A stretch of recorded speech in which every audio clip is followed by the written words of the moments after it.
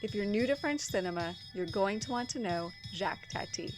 Tati was a brilliant French comedian and director who created the lovable character named Monsieur. Hein? Comment? Vous permettez.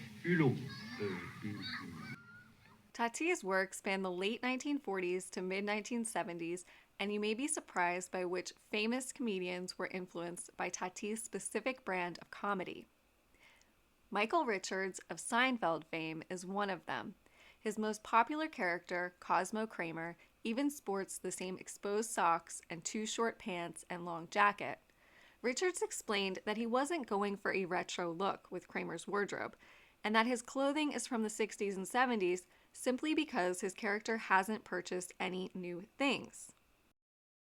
And the pants were always a little too short because my character had grown, Richards explained. I wasn't doing that for comedic purposes.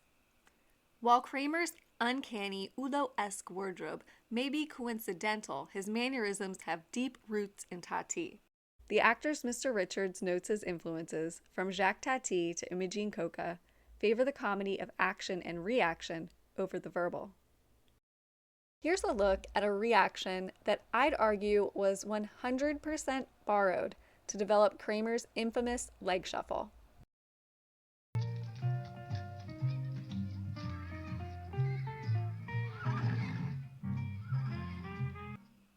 Richards isn't the only famous actor who is inspired by Tati's work.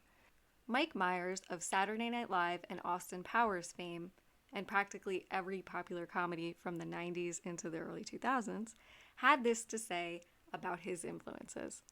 One of the things I learned from both Jacques Tati and Peter Sellers is that once I get an image of it, the next thing is how does he walk? Because I think it was Jacques Tati that said comedy resides in the legs.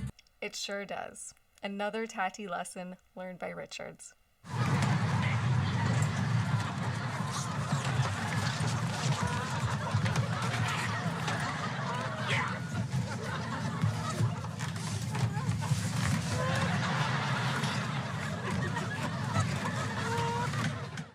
Of course, Jacques Tati didn't invent physical comedy, but he did master the art of comedic observation. He studied everyday people and the silent comedians of his time, like Buster Keaton, Harold Lloyd, and of course, Charlie Chaplin. Here's Tati explaining how his approach to comedy differs from Chaplin's, though. So, explain. You go behind the car and try to get what he needs to repair the car. But he is obliged to take the out. So he put that on the ground without looking. It looks like a real funeral flower. A wreath. Wreath. So the man who comes thought it's a present that he did bring. So he said, oh, thank you ever so much, and he take it with him.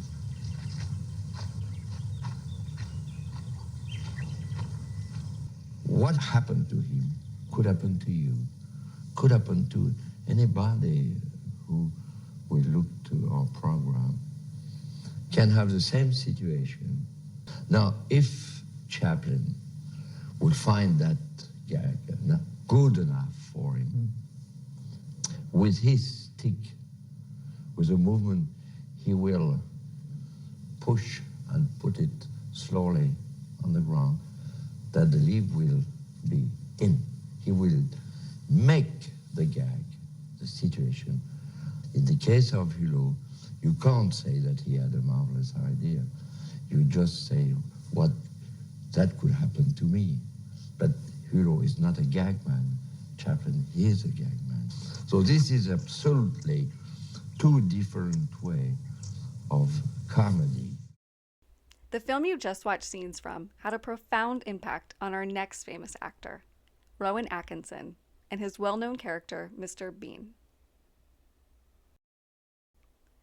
Atkinson loves cinema. He ran the School Film Society and once watched Jacques Tati's Les Vacances de Monsieur Hulot 4 times in one day.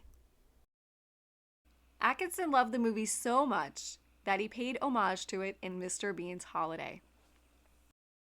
I mentioned, which is a French comedian called Jacques Tati, who said that comedy begins in the legs. And making a character more real and more sympathetic and more identifiable doesn't necessarily make him funny, because in many ways what's funny about Mr. Bean, for example, is his complete sort of selfishness, and he's a natural-born anarchist. So he's a child trapped in a man's body. And that's how Atkinson made Mr. Bean his own. Monsieur Hulot is a big child, but he is certainly not selfish nor an anarchist. Here's what else inspired Atkinson about Tati's work. There's no fast cutting, virtually no dialogue, just watching silly comic situations slowly evolve before your very eyes. In 2022, Atkinson tried to steer away from his Mr. Bean character in the Netflix movie Man vs. Bee, where he plays a professional house sitter who unintentionally destroys someone's home while fighting an insect. This idea may have been subconsciously inspired partly by a scene in an earlier Tati film called L'École des Facteurs, School for Postmen, which became Jour de Fête.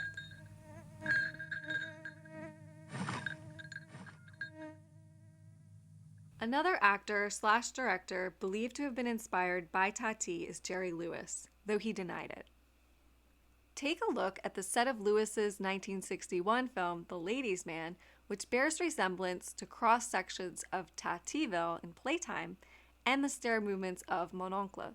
But here's what Jerry Lewis had to say about that. Now, who are some of the filmmakers that you admire? I know Chaplin, and how about Jacques Tati? Did you ever meet him, or I met Jacques Tati in Paris. I appreciated what he did. He did great stuff with sound, He what? He did great stuff with sound that I see in your films a lot too. Were you influenced by him, or did? No. I only saw one film that Jacques Tati did before I met him, and I hadn't seen another one after that. Oh, well, very similar stuff.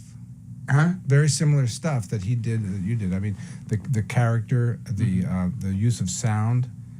Watching just one Tati film is enough to change the way you view your surroundings, because Tati teaches you how to find humor in everyday situations. There isn't just one gag per scene in his films. Instead, there are layers and layers of comedy that cleverly intersect throughout the entire film. In my opinion, Tati paved the way for Jerry Lewis in France. Lewis was beloved there, possibly because he reminded the French of an American, Monsieur Hulot. Another actor who was undeniably influenced by Tati was Peter Sellers and his longtime collaborator, director Blake Edwards. Both men were deeply loved by Jim Carrey, who cites them as his influences. Edwards directed Sellers in the 1968 comedy The Party. I created a separate video to expose the similarities to Tati's work because there are just too many. With the exception of Brown Face, the slapstick comedy in The Party is a direct grab of every Hulot film, especially Mon Oncle, which is why it's disappointing that Edwards never mentions Tati as an influence nor reference in the DVD features, and I have yet to locate an interview in which he does. But when you create a character as charming as Monsieur Hulot, it's no wonder why everyone wants to be like him. Before you go, please consider joining my French Club Patreon.